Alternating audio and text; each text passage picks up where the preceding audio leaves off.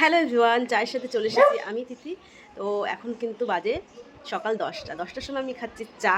তো আমার হয়েছে সকাল এখন, তো সকাল এখন হয়েছে বলে ভেবো না যে আমি এখন ঘুমের থেকে উঠে চা খাচ্ছি। সব কাজ সেরে তবে আমার সকালের চাটা এরকম টাইমেই আমি খাই।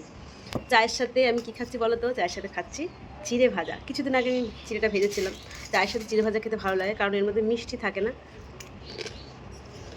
তো চায়ের সাথে আমি কী কথা বলতে আসলাম তোমাদের সাথে সেটাই আমি ভুলে যাচ্ছি। আমি এখন ঠিকঠাক ভিডিও দিতে পারছি না। আর যে শর্টস ভিডিওগুলো আমি আপলোড করছি, কিন্তু সেগুলো সবই ইস্যু এসে যাচ্ছে। তার কারণে না ইনস্টাগ্রামে ভিডিওটা সেরকমভাবে বানানো হচ্ছে না।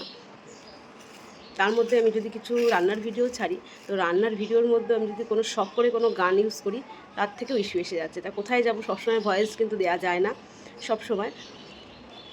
আর ফেসবুক, ইউটিউব দুটোতেই আমার রিচ ডাউন হয়ে যাচ্ছে। আমি একসময় অনেক পরিশ্রম করেছি, তোমরা আমার প্রত্যেক দিন ভিডিও দেখতে দেখতে হয়তো অধৈর্য ধরে গেছো, কেউ আমাকে আনফ্রেন্ড করে দিয়েছো, কেউ ব্লক করে দিয়েছে। মানে সবসময় শুধু আমার ভিডিও ছিল এমন একটা সময়।